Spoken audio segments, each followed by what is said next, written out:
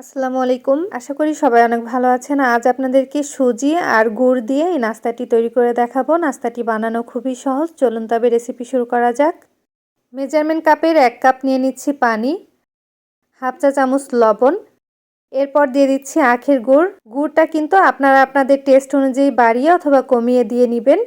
চাইলে কিন্তু চিনি দিয়েও করা যাবে অথবা খেজুরের গুড় দিয়েও কিন্তু নাস্তাটি বানাতে পারবেন।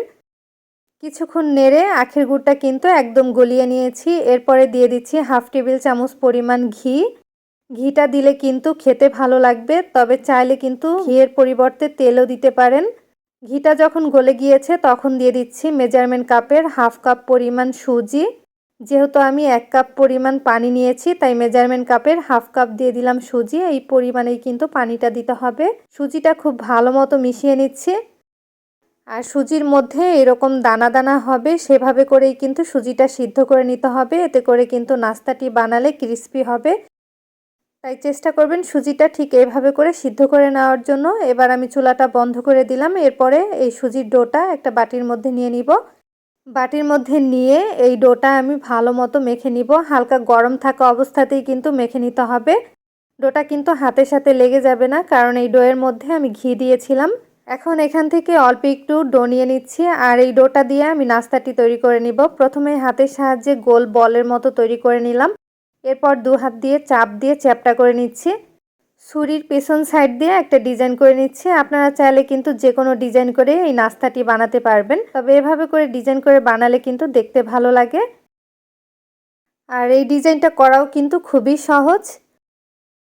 একটা নাস্তা কিন্তু বানানো হয়ে গেছে, বাকিগুলোও কিন্তু একইভাবে বানিয়ে নিব। ঠিক এরকম মোটা করেই কিন্তু নাস্তাটি বানাতে হবে। তো দেখুন আমি আপনাদেরকে একটু দেখিয়ে দিচ্ছি। বাকিগুলো বানানো হয়ে যাওয়ার পরে নাস্তাগুলো ভেজে নিব। ভাজার জন্য পরিমাণ মতো তেল দিয়ে দিচ্ছি। তেলটা ভালো মতো গরম করে নাস্তাগুলো দিয়ে দিব। তেলটা কিন্তু অবশ্যই ভালো করে গরম করে নিতে হবে। এক পাশ যখন শক্ত হয়ে গেছে তখন উল্টে দিচ্ছি। সঙ্গে সঙ্গে উল্টাতে যাবেন না, তাহলে কিন্তু নাস্তাগুলো ভেঙে যাবে। এভাবেই মিডিয়াম আঁচে ভেজে নিতে হবে। লো আঁচে ভাজতে গেলে কিন্তু নাস্তাগুলো ভেঙে যাবে। এখন কিন্তু কালারটা চেঞ্জ হয়ে গেছে, এর থেকে বেশি ভাজবো না। এবার আমি তেল থেকে এই নাস্তাগুলো তুলে নিচ্ছি। তেলটা খুব ভালো মতো ঝরিয়ে নিব আর ঠিক এরকম কালার করে কিন্তু ভেজে নিতে হবে। একটা প্লেটের মধ্যে নিয়ে নিচ্ছি।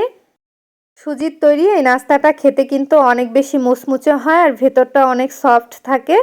চাইলে কিন্তু 2 সপ্তাহের মতো সংরক্ষণ করে খেতে পারবেন। বিকেলের নাস্তায় বাচ্চাদেরকে ঝটপট বানিয়ে দিতে পারেন। বাচ্চারা কিন্তু অনেক বেশি পছন্দ করবে। আশা করছি আজকের এই ভিডিওটি আপনাদের কাছে ভালো লেগেছে। ভালো লাগলে অবশ্যই ভিডিওতে কমেন্ট করবেন, ভিডিওটি শেয়ার করবেন। আবারও হাজির হব নতুন কোনো ভিডিও নিয়ে। সবাই ভালো থাকবেন। আল্লাহ হাফেজ।